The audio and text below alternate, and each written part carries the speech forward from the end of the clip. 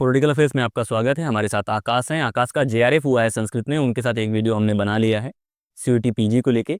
तो आकाश से जेआरएफ करने के तरीके जानते हैं कि अगर आपको संस्कृत में जेआरएफ करना है तो क्या करना पड़ेगा। तो आकाश, एक बार आप अपनी जर्नी फिर से बताइएगा शॉर्ट में, और फिर हम जेआरएफ के बारे में बातें कराएं। जर्नी तो इसी प्रकार रहेगी। रुद्रप्रयाग का निवासी हूँ, उत्तराखंड से। प्रारंभिक शिक्षा वहीं से ली है, विद्या भारती शिशु मंदिर। उसके बाद देहरादून जाना हुआ, देहरादून में क्लास 5 तक और 7 तक का अध्ययन किया। उसके बाद गुरुकुल में मेरा जो है ऋषिकेश में जो है एडमिशन हो गया था। गुरुकुल में मैं रहा 12 तक, कक्षा 12। उसके बाद हरिद्वार में शास्त्री, जिसे हम कहते हैं संस्कृत से, तो मेरा स्ट्रीम भी रहता है नव्य व्याकरण करके, मैंने शास्त्री नव्य व्याकरण से किया है। उसके बाद बीएड करने के लिए मैं लाल बहादुर शास्त्री सेंट्रल संस्कृत यूनिवर्सिटी, जो यहीं पे है अब पास में, कटवारी सराय, वहाँ से किया है। उसके बाद जैसे सी मासा वैसे जेएनयू से, तो जेएनयू में आते ही, जैसे कि पता ही है आपको, हर किसी का पहला लक्ष्य होता है कि इस बार जो है जेआरएफ होगा। तो हम इसी प्रकार मैं भी अपना अध्ययन कर ही रहा था। तो मेरे भैया जो आप सीनियर रहे हैं, उनका भी जेआरएफ रहा है, वो भी पीएचडी में है। तो उन्होंने मुझे मतलब बता दिया था किस प्रकार से आपको तैयारी करनी है। सबसे पहले तो सिलेबस आपका आपके दिमाग में होना चाहिए। पूरा का पूरा सिलेबस। बिल्कुल, 10 यूनिट है, 10 की 10 आपकी होनी चाहिए छपी हुई। उसके बाद उसकी जितनी बुक्स लगी है, कोशिश करना, मतलब मैंने ये प्रयास किया कि मैं सभी ले लूँ। पहले मैं जो है मूल टेक्स्ट, मतलब जो मूल जो हमारे ग्रंथ उसमें लगे हैं, उनको एक बार मैं पढ़ लूँ। तो अधिकांश तो मिल गई थी, कुछ ऐसी थी जिनका नहीं मिल पाया, तो फिर वो यहाँ पे सीनियर्स जितने भी हैं सब हमारे बहुत अरेंज कर लेते हैं। बहुत उनके पास जो भी मैटर है तो बिल्कुल बिना अपने से ही वो कहते कि आप पे क्या है, नहीं है बता दीजिए। तो फिर उसका मैं कुछ स्पाइरल बना के, तो फिर धीरे धीरे अध्ययन चलता रहा। बीच बीच में कुछ टीचिंग्स के एग्जाम भी आते रहे, तो उसको भी हम तैयार करते रहे। तो तो यूनिट वाइज बताइए कि अगर आपको यूनिट वाइज याद है कि कौन कौन सी यूनिट है, उसके लिए कौन सी बहुत किताब है। बहुत ईजी है। देखिए हमारे वैसे 10 यूनिट है, तो उसमें 5 जो है वो जनरल हो जाती है, 5 जो है उसमें आपको स्पेसिफिक करना होता है। तो मतलब सामान्य अध्ययन जो होगा, उसी के बाद सेकंड यूनिट उसका विशेष अध्ययन होगा। तो जैसे हमारे सबसे पहले वैदिक, हमारे जो वाङ्मय है, उसमें वही अपने सामान्य वेद संहिता है, आरण्य ग्रंथ, उपनिषद है, ब्राह्मण ग्रंथ है, उसमें वेदांग है, ये सामान्य परिचय में आ गया इसका। इसी प्रकार से और भी है, यज्ञ के विषय में है, किस प्रकार से कितने प्रकार के है। फिर इसी के जो सेकंड यूनिट होते हैं वो इसी का विशिष्ट होता है, इस प्रकार से चलता है। इसी प्रकार हमारे फिर साहित्य का सामान्य परिचय, साहित्य का विशिष्ट परिचय। साहित्य में जैसे आपने भी कालिदास इत्यादि, भास, बहुमूर्ति, इन सबका सुना होगा। तो उनके जो उन्होंने ग्रंथ लिखे हैं, जैसे कि नाटक है, नाटक को अलग पढ़ना होगा। आपके काफी अलग। काव्य है, काव्य में जैसे आपके काव्य में ही वैसे इनका आ जाएगा, पहले नाटक, उनका डिवीजन होता है पूरा कि नाटक है, कोई कोई कथा है, कोई आख्यायिका है। इस प्रकार से उन्होंने पूरा मेंशन किया हुआ है। तो उनका पहले आप मूल टेक्स्ट अगर आपके पास है, उससे सामान्य आपका विशिष्ट भी उसी से तैयार होगा। फिर हाँ, मतलब आप हमारे बेस सब बेस के फिर ऊपर जाएंगे। ऐसे ही साहित्य की यूनिट है, फिर नव्य मतलब व्याकरण का है।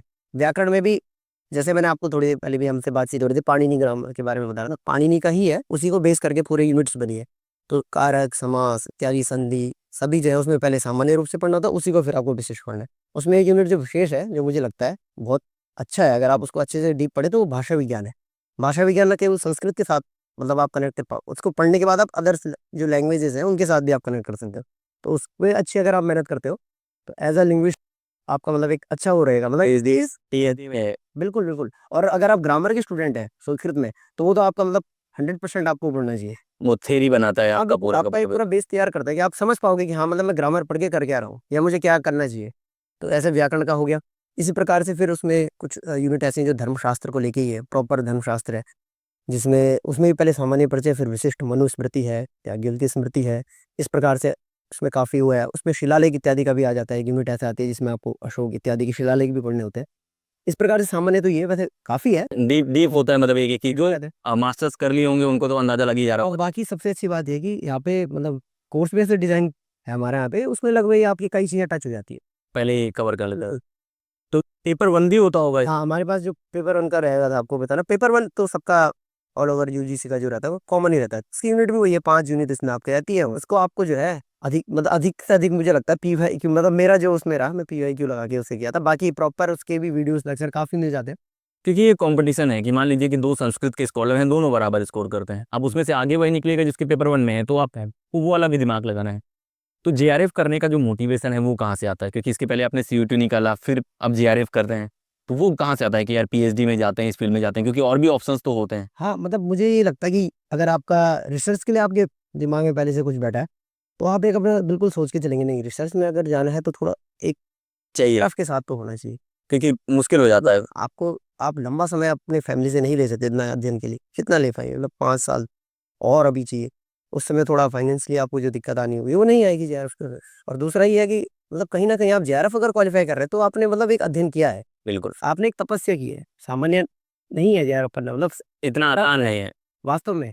तो ये जैसे आपने जेआरएफ कर लिया, आपका कौन से ईयर में हो? थर्ड थर्ड सेमेस्टर में हुआ है मुझे लगा दिया। मैं फर्स्ट एक बार दिया था दिसंबर का, के बाद नहीं दे पाया, उसके बाद इस बार ही दिया मैंने। तो इस बार जेआरएफ हो गया। कितने बच्चों का हुआ होगा आपकी क्लास से लगभग?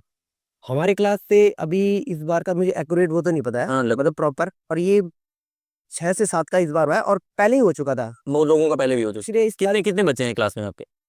वैसे स्टार्टिंग में तो 63 थे, हाँ, लेकिन उसमें जो बीएड करके आए थे लगभग वो 14 से 15 निकल चुके हैं जिनकी जॉब हो चुकी है। जॉब हो चुकी है। तो अभी 44 या 45 के समथिंग उनमें से 10-15 तो जेआरएफ हो गए होंगे। हो चुके हैं, और बाकी इस बारी में 5-6 और हो गए हैं तो मतलब यहाँ से जितने भी पीएचडी में आने वाले हैं जेएनयू में, लगभग 15-20-10 सीट होंगी लगभग। पीएचडी की। उसमें ज्यादातर जो बच्चे आएंगे उनके पास जेआरएफ तो होगा ही। बिल्कुल, यहाँ पे तो आपको पता ही है, पहली आप दी है। उसका रीजन भी है कि अगर आप जेआरएफ करते हैं तो आप टॉप लेयर में है ना। और अगर आप इतना जेएनयू में मेहनत कर रहे हैं, बेस इंस्टीट्यूट में आप हैं संस्कृत के, तो आप ये तो डिजर्व करते हैं कि आप थोड़ा सा मेहनत कर लें। कितने महीने लगाए आपने एकदम डेडिकेटेड जेआरएफ के लिए? जेआरएफ के लिए मैं कह सकता हूँ 6 से 7 महीने, उसमें भी निरंतरता। निरंतरता। अगर मैं बीच में घर भी गया हूँ, मैं मुझे याद है मतलब जाना पड़ा घर, तो प्रयास कर रहा था कि रास्ते में भी कुछ ना कुछ पीओआईक्यू लगाता रहूँ। निरंतरता बहुत आवश्यक है, मतलब एक तपस्या है वो। तो ये कितनी अच्छी बात है कि कोई चीज़ अगर आप चाहते हैं, और ये खतरनाक भी है कि अगर इस बार जेआरएफ नहीं करते फिर जीरो से आपको शुरू करना पड़ता है। और वैसे मैं सोचूं तो मैं जिस दिन संस्कृत में है, मेरी जेआरएफ की तैयारी उस दिन शुरू हो चुकी है। अगर एक सामान्य सी बात है, क्योंकि वो जो ग्रंथ आपके उस समय आप पढ़ रहे हो वही जाके तो आपको जेआरएफ के लिए तैयार करनी है। बिल्कुल, बस आपको एक बाद में उसको सिस्टमेटिक वे में आपको तैयार करके रखना रिवाइज करना है, रट्टा मारना है एक जगह है, का। और गाइडेंस आपको बहुत जरूरी है उसमें। तो इसलिए ये मेरे लिए मतलब मैं अपने आप को ये सौभाग्यशाली समझता हूँ कि मेरे पे यहाँ पे ऐसे सीनियर रहे, यहाँ पे बिल्कुल बताते रहे, और उनसे मैंने बहुत समय से मतलब उनसे जुड़ा रहा। वो एक मैं कह सकता हूँ अभी प्रेरणा मिलती रही। तो कौन कौन सा, एक बार वो जो यूट्यूब वीडियो का लिंक बता दीजिए, और वो बता दीजिए यहाँ पे संस्कृत का मिलता है मटेरियल। यहाँ पे एक तो अगर बुक्स तो वाइफाई बताऊँ तो संस्कृत प्रतिस्पर्धा प्रकाश है। दूसरा यूट्यूब चैनल में एक आपका संस्कृत स्पेस है, वो यूनिट वाइज वो भी बुक्स वो बनाए हैं, और यहीं पे अभी पीएचडी कर रहे हैं जो उनको बना रहा है मैंने। हाँ बिल्कुल, 5-6 की टीम, बहुत अच्छी टीम है उनकी। और बाकी एक मेरे सीनियर रहे हैं गुरुकुल से ही, वो भी उन्होंने sanskritegam.com करके एक वेबसाइट बनाई है। तो उसमें भी यूनिट वाइज उन्होंने कोशिश ये किया कि जो मतलब मॉडर्न उसमें जैसे आप पीवाईक्यू देखते हैं ना, उस टाइप से उन्होंने पीवाईक्यू उसमें अपलोड किया है, और बाकी यूनिट वाइज नोट्स भी दिए हैं। तो ये तो काफ़ी इनफ है, मतलब ये चीज़ें आप पढ़ लें। अगर आपका जेएनयू से मास्टर्स है तो बहुत अच्छी बात है, नहीं है तो कहीं और से भी। तो मैं ऐसे बता रहा हूँ जिन्होंने यहीं रह के काम किया है। बाकी जो अदर्स है, जैसे संस्कृत गंगा है, अरुण पांडे जी करके, वो सरल संस्कृत व्याकरण करके वो चैनल चलाते हैं, ये ऐसे हैं जो यहाँ के नहीं है लेकिन ये भी संस्कृत के यूजीसी में कर रहे हैं। लेकिन मैं जो आपको बता रहा हूँ यहीं के पढ़े हुए हैं, ऐसे रहे हैं, और आगे अभी असिस्टेंट प्रोफेसर है कहीं, कोई एलटी में है, कोई पीजीटी है, तो उनके बारे में ये बता रहा हूँ। इसलिए मैं ये बता रहा हूँ ताकि जो सोच रहा है जेएनयू में कि हाँ भाई यहाँ पे रह के, तो यहीं पे रह के उन्होंने सब काम किया है। पढ़ाई भी करी, जेआरएफ भी लिया, पीएचडी भी कर रहे हैं, जॉब साथ में इस तरह की चीज़ें भी क्रिएट कर रहे हैं। तो यही है जेएनयू की खास बात। ये थी आकाश के साथ बात जेआरएफ को लेके। और मुझे ये लगता है कि संस्कृत का और ज़्यादा सब्जेक्ट का जो नेट जेआरएफ और सीओटी पीजी है वो काफ़ी मिला जुला है, सिलेबस भी, वो सारी चीज़ें।